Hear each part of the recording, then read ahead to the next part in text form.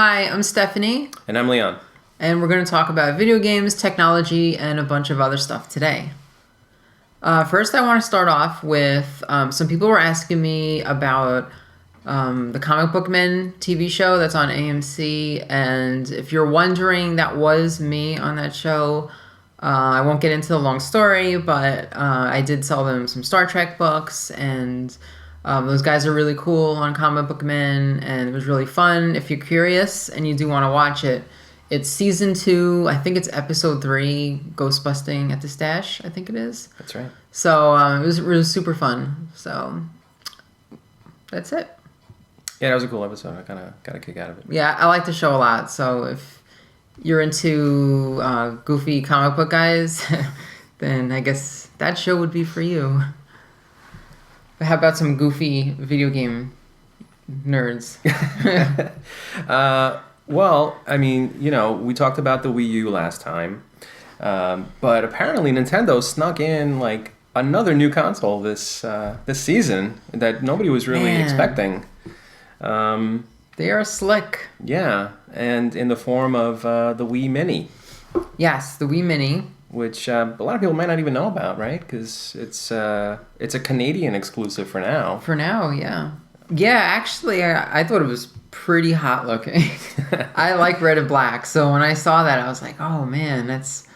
Nintendo is one thing where Nintendo is... I like their designs of their products. I love especially the white DS Lite, and the 3DS is nice. The Wii was a nice console. Their design is really like almost Apple-like. It's very... well thought out and put together. I think they do fancy themselves as the Apple of video games. Yeah, right? Yeah. So I was actually pretty interested in the Mini when I heard about it. So we did some investigation trying to find out, what's the Mini all about. Mm-hmm. And $100. 100 Canadian. Oh, 100 Canadian. That's right, because it's $99 in Canada. So what is that? Which it's close. It's almost 1-to-1. Okay. So pretty close to that. Okay. But yeah, there's no internet connectivity because it doesn't have a Wi-Fi adapter built in like the normal Wii does. So you can't go online. So this is like a console in 2012 that does not go on the internet and is not like a $30 clone of Genesis or Atari Flashback or something like that. Yeah. Definitely the cheapest option. All right, it's interesting. So no internet. Well, that's how they got the cost down. They removed the internet. They removed the GameCube backwards compatibility that the Wii had. Okay. And they also took out the SD card slot, just as like another cost saving measure. That to me, I mean, that's a big change because you can't back up your games anymore. I guess there's the internal memory. That's what you have. Anything you purchased online, you can't get online. You can't get online, so that won't transfer. So that's not an issue. So like if you wanted to use this, say, as a Netflix box, yeah, you can't do that. Like internet browser, which would have been a good deal for $100. Apple TV, Roku. Yeah, those are like $100. I've heard a lot of people would do that and play games, but. That was, believe it or not, even though the Wii was only like a 480p box, a lot of people were using it to stream Netflix with. But, I kind of like the design of it, so I kind of wish I could get one. Yeah, I think the design is nice. It's small. The controllers are red. Mm-hmm. Yeah, it comes with... the Wiimote, right? And a nunchuck. And a nunchuck. So it's a complete controller set. Yeah, that's pretty cool. But what I would say is that if you are a collector... I would probably do what you can to buy this because I have a feeling that this is going to be one of those consoles in like 20 years that someone's going to be like, oh man, you have that red, Wii Mini that you can only buy in Canada. And I don't know. You don't think it'll be like the Genesis 3 of the console's history? No, you know what? People don't have that same connection with Sega as they do with Nintendo. Mm-hmm. I think like there's nothing Sega ever made that people were like they go crazy over, and I don't know. I mean, personally, like I said, I wouldn't mind getting one. I kind of like I'm a sucker for console variants. Yeah. I like it when things get repackaged. even when it's like. So kind you're one of those on its last people legs. that when everyone's looking for this, you'll be like, oh yeah, I have one of those. Yeah, I'm usually like that. Do we know if it's HDMI? Probably not, right? Probably not. Yeah. I don't think so. I think they kept the same video output. All right. Well, I think it's a good move because there's a lot of used games floating around, and if you're looking for a ton of Wii games, sure. affordable console for your kids, you know, put it in the bedroom, get some cheap games, and keep them busy for a while. That sounds reasonable. I think it would have been better with the internet, but I guess can't have everything. No, I mean, I would like if that was a thing that you could add through USB or something, but I don't even know if that's the case. I don't think that'll work. Even with if there is even USB. Yeah, we're not sure about that. Nope. But there's another handheld, I think, out there too, right? There's another handheld? There's another new handheld video game system. Is it the 40th anniversary Pong handheld edition? Is that real? Or did you just make that up? I made that up. I was kind of hoping that. A Pong handheld. How do you play two players if it's a handheld? No, I didn't think about that. Well, I mean, of course, I'm talking about the Neo Geo X. Neo Geo. Yeah, the beloved Neo Geo. Wow, by SNK Playmore. It used to be, yeah. Oh, it's not anymore? Is it Tomo? I think Tomo is the manufacturer behind this one. I guess they partnered with SNK to make it possible, but they decided to put out a console, a handheld console, sort of celebrating the Neo Geo's 20th anniversary and giving you like the Neo Geo experience in your hands, which I didn't know there was a lot of demand for that, but apparently, certainly people are big Neo fans out there. There's still a hardcore contingent of Neo Geo collectors. But what do you think? What was your impression when you first heard about this? First impression was, I think, more like, what? Scratching my head. But I mean, if you are a Neo Geo fan, this is a really impressive package that they put together. Like, why can't they do this with other consoles that like people are more popular machines? Yeah. So I mean, why don't we describe it a little bit? It's so you have what looks like a typical handheld video game system. Yeah, kind of like a Nomad or PSP. Yeah. But for the gold edition of what they're calling the gold package, they give you an HDMI output station that you can plug the looks the handheld like a into Neo it. Geo. That looks like it looks like a replica. It's like a dock almost. Yeah. So it's like a replica of the console. And and you plug the handheld into it as if you would plug a cartridge into the original Neo Geo. And so it's a charging station, it's a video output station, and it's also a control. It gives you a base to plug controllers into. It comes with one replica stick in the style of the Neo Geo home console system, and you can get a second one if you wanted to play two-player games. But overall, it's a pretty nice looking package for $200. Yeah, it looks cool. Neo Geo X Gold, they call it. Yeah. And so you said HDMI out, which is probably the first time that's been available in a Neo Geo console. Right. And that's kind of cool. And then also, it comes in, I could be wrong, but I think 20 built-in games. That's what I had heard. Which is really impressive, too, considering like the games were, like, what, up to $500 maybe?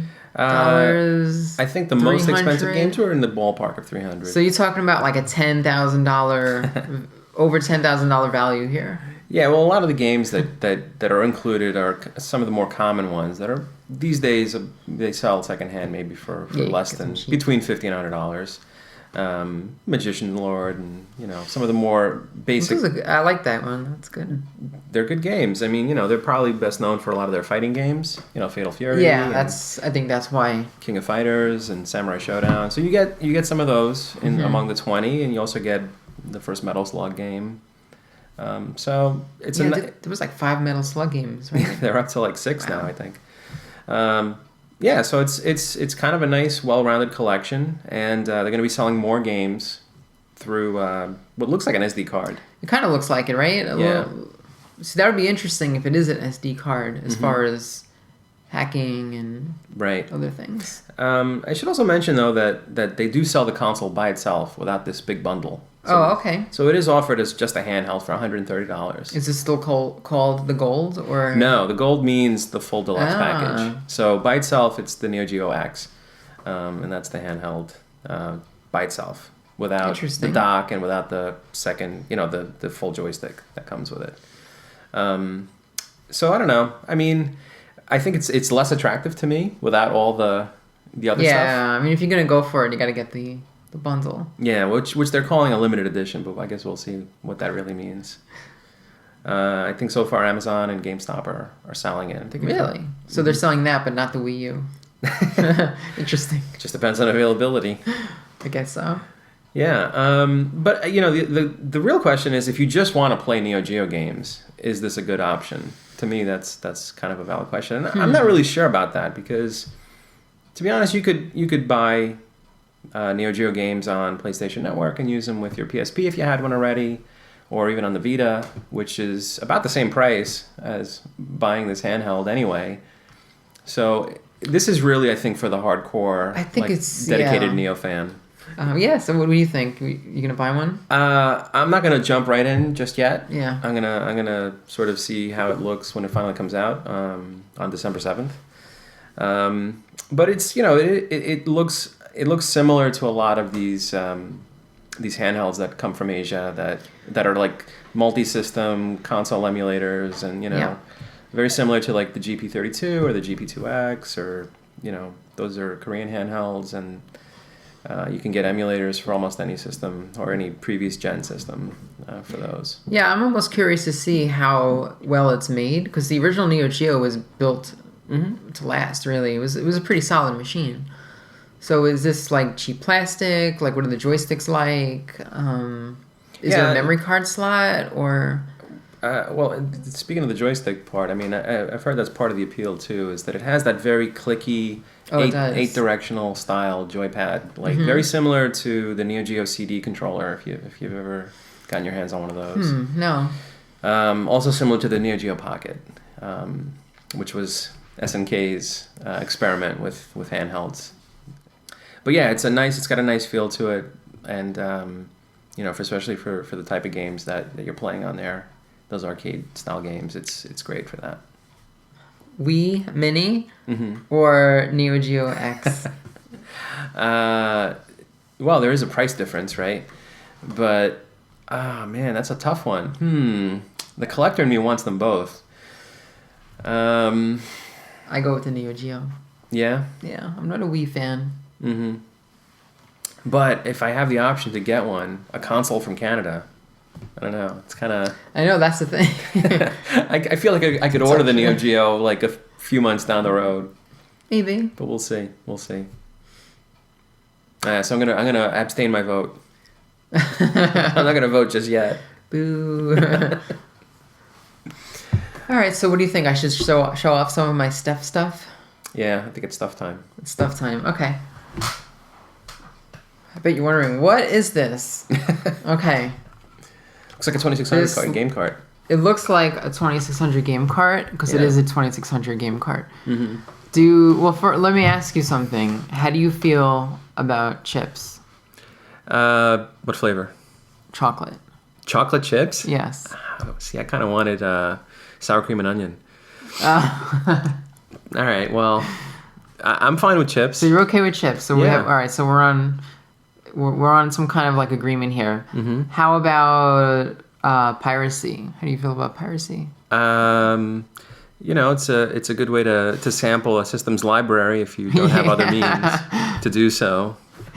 Well, these are chips. They call them e-proms or proms, and they're chips that go into this Atari cartridge, a modified Atari cartridge, and it allows you to play games, and you can swap out the chips and play different games. This one's like glued in there. I haven't used this in probably 15 years, maybe. But that's that, and then These are some chips. I call them chips, but they're called e-proms or proms. Okay. So my father, because I was very young when I got these, so I didn't know what they were.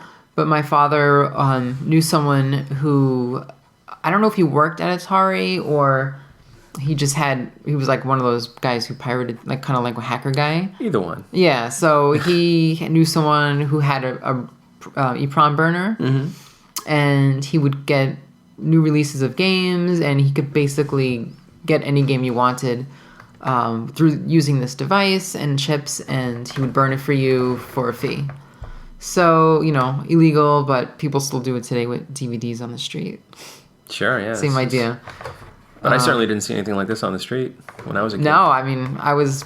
This is backroom dealings. I don't know, 4 years old, so...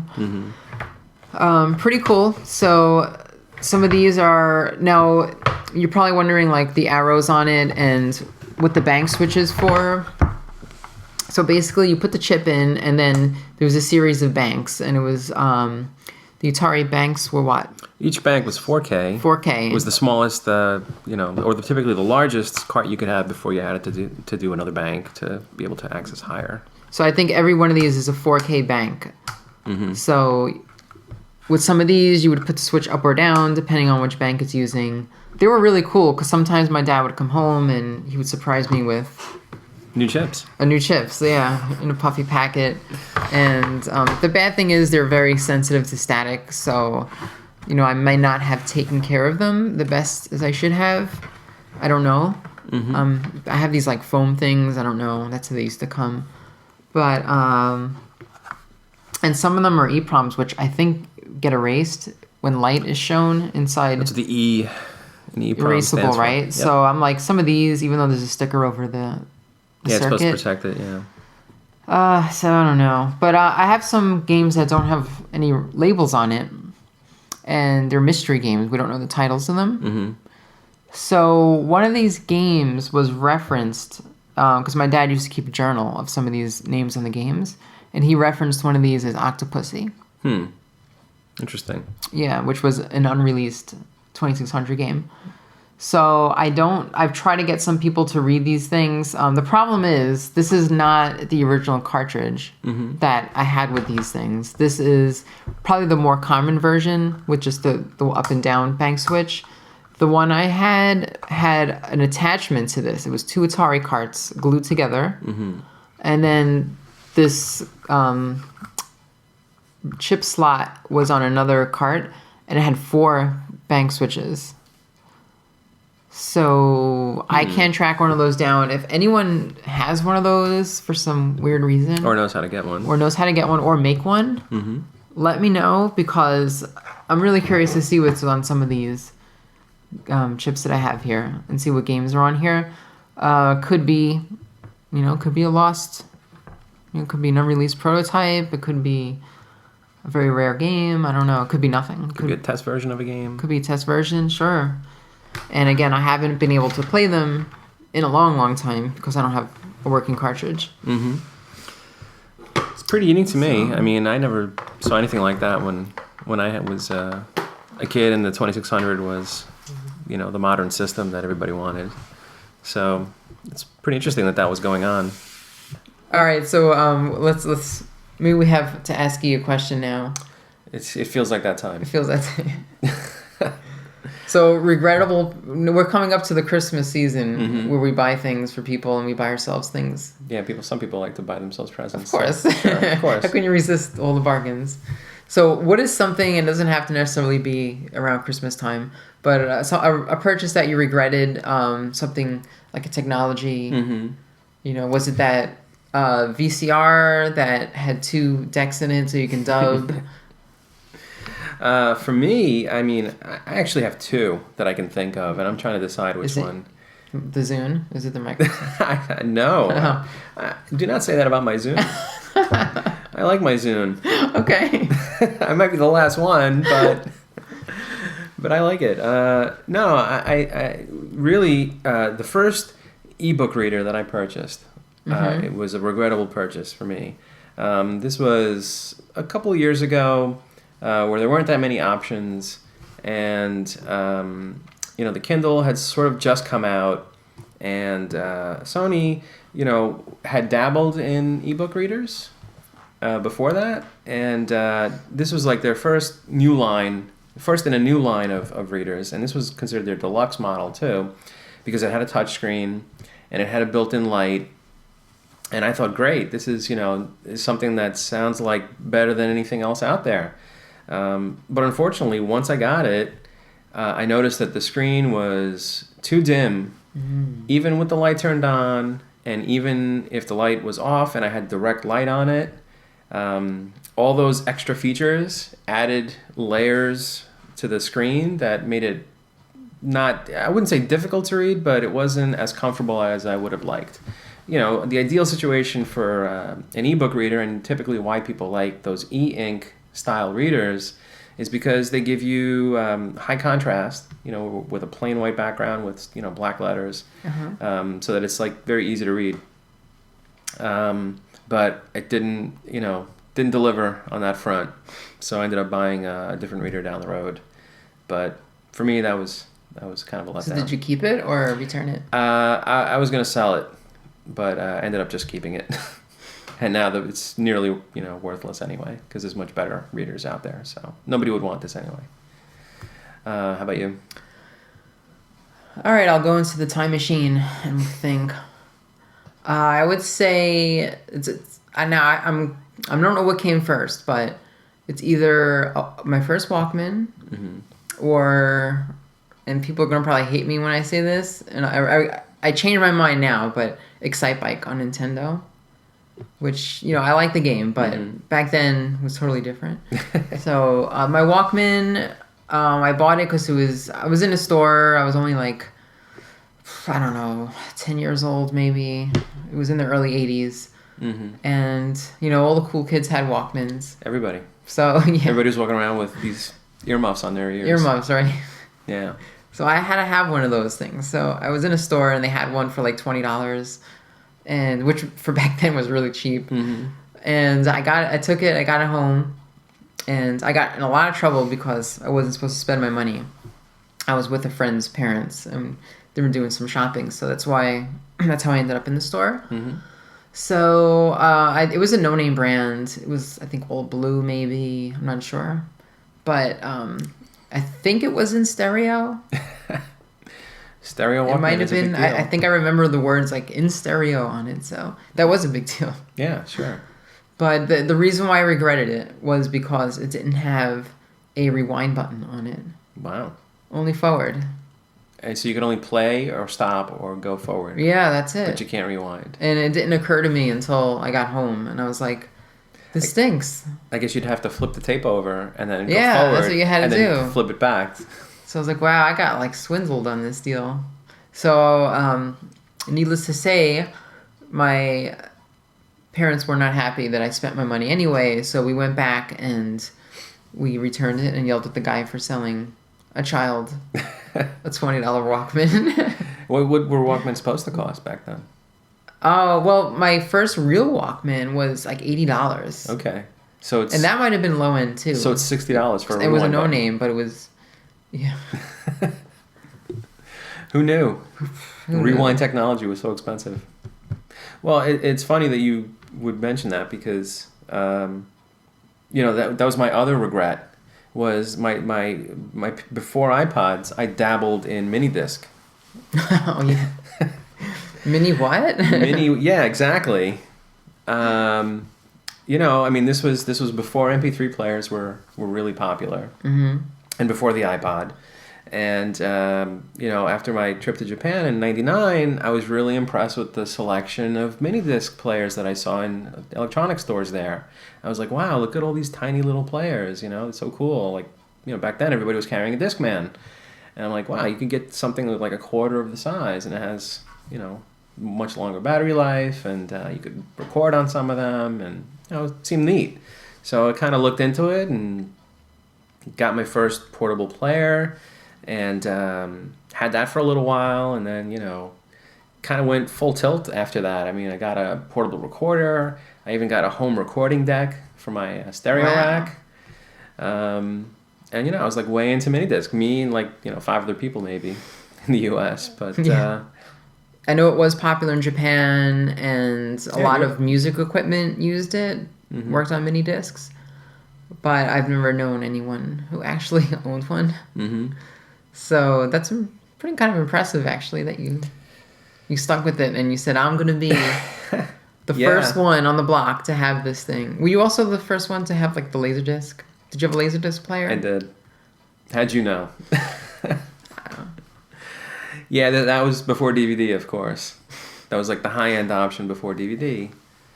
And well before Blu-ray. And you can flip those over, right? They were double-sided. They were double-sided, and, common people had to get up and flip the disc, but I had a player that flipped itself. Not only did you have the Laserdisc, but you had, like, the top of the line. I had the player where the laser actually went to the other side of the disc. Oh, really? Inside the player. Wow. Yep. I guess we can, we can also ask Bit what's on his mind today. Yeah, what is on Bit's mind? Bit's been quiet lately.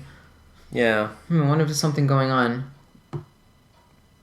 Well, we'll find out. Yeah, well, I mean, we want to talk about... Yeah, well, let's talk about... a certain app. A certain app that we've been excited about, I've been excited about, which is Vectrex. They released it's called Vectrex Regeneration, and that came out on iOS this week. And basically, it is a compilation... It's not I don't think it's an emulator. I think it was programmed from scratch, like totally redone. But it's the Vectrex console on your iOS. It has one game built in to start, which is Mindstorm, which was the original game that came with the Vectrex built in. Yeah. And you can buy the packages, which adds more games. So right now, I think they have about 20, 25, something like that you can buy. Pretty cheap. I think the whole collection is $7 right now. It includes big names like Berserk is in there. Yeah, it's a good mix of games. I mean, I was kind of surprised because that was one of my questions when I first heard about this project. Like, are they going to be able to get all the licensed games that are that were real arcade games and also that were based on other properties like Star Trek, So apparently, yeah, they've gotten a lot of the good games right off the bat. So it's a total indie project. It's not from a big company, like Capcom or anything where they have the money. Yeah, it's called Vectrex Regeneration. That's the title, right? And I guess maybe not everybody's aware of the Vectrex, right? It was a home console that came out in the early '80s, and. Yeah. I think a lot of, young people probably would have no idea if they saw that on a shelf somewhere and be like, what? Yeah. So it looks like a little TV screen. And it does have its own screen. So it's but the graphics are vector based. They're not like pixels the way you're used to seeing in games. They're actually like lines that are drawn between points that are defined. So it almost looks like kind of like an oscilloscope display.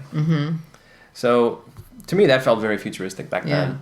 Everything glowed. Yeah. And I think they really nailed it. The guys who worked on this really captured the look and feel of the original Vectrex extraordinarily well. From the way the glow is like kind of, like in the corners, it kind of glows more, and then the lines are like a little thinner, and they even captured flicker in the glow. Yeah, and even the sound of the sound of the Oh, like the humming of the hum the screen. Of the original Vectrex, Yeah. Like as you turn the volume up, you heard like the buzzing coming from probably from the screen or the internal electronics. Or the radiation or something. Yeah, and I mean the selection was, like you said, was pretty good. They even included some of the recent homebrew titles. Yeah, they have some of the homebrews.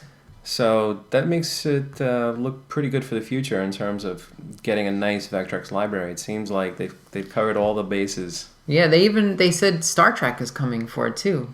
It's not part of the initial lineup, but that's pretty impressive. I mean, Star Trek is a pretty big name.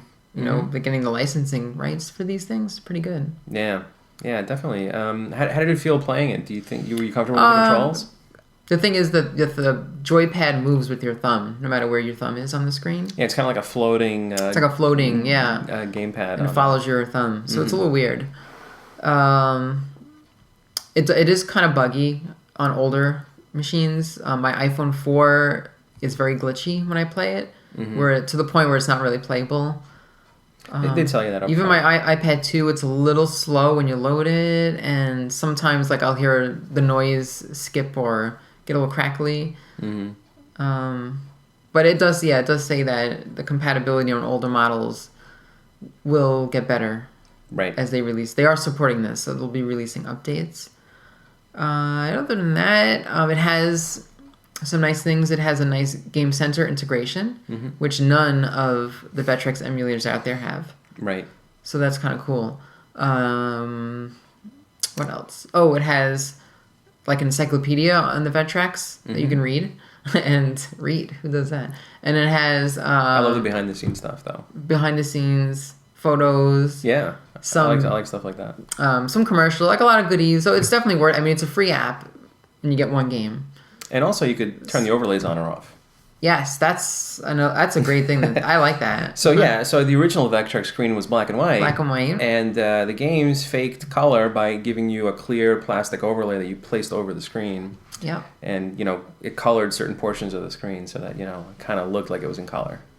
So this app emulates that perfectly. You can, when that's turned on, it looks like, there's like the same style overlay that you would have on the real Vectrex right on your screen. It's very cool. So overall, I was pretty impressed. The controls, felt like, they could be tightened up a little bit, but certainly playable. Well, the great thing about it is that it works with the iCade. So if you are you want that experience of, because the Vectrex had its own monitor and it had its own joystick. So now if you had an iCade cabinet, you could just pop that right in there and you have a modern Vectrex. It's probably, the best option for playing those games. I think so. But not everybody has that. But I think it's cool that, that's available in case you want to have physical controls. Yeah, another thing you can't do is, like you can on some of the emulators, is control the flicker and the glow amount. So on options, you're a little bit you're stuck with what the presets are. If you're a purist, then you want to recreate tweak some of the scan lines or whatever. Not really scan lines, but the thinness or the thickness of the lines. Because on an iPhone, the screen does look different than an iPad, or an iPad Mini. Now, we'll see Bit, what he thinks. Thinks. We might as well. He's in the room. We can't ignore him. I think this is going to be real interesting because Bit is almost like a vector graphic. So he could almost like fit into a Vectrex game as a character. Yeah, maybe. So there might be some kind of bias involved. We'll see what Bit thinks. And I know Bit's been busy with the Vectrex games. So let's pose the question. Maybe you should ask the question this time because... All right. I mean, I don't know that he'll be honest with me, but we'll see. Right. We'll see what it thinks. So, Bit, Vectrex Regeneration, is it something that you're going to play or not? Are you going to play it? Okay.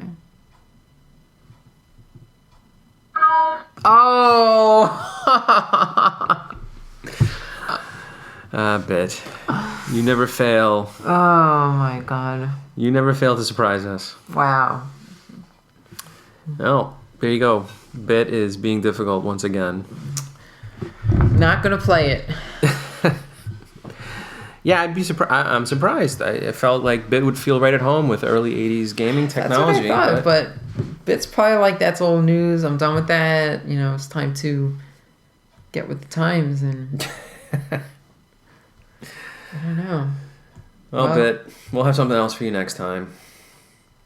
Will there be a next time, Bit? Because we are approaching the end of the Mayan calendar. Oh. Bit must know something that we don't. All right, well, that's all we have for this week. So thank you for watching. My name is Stephanie. And my name is Leon. And we'll see you again. Bye. Thanks.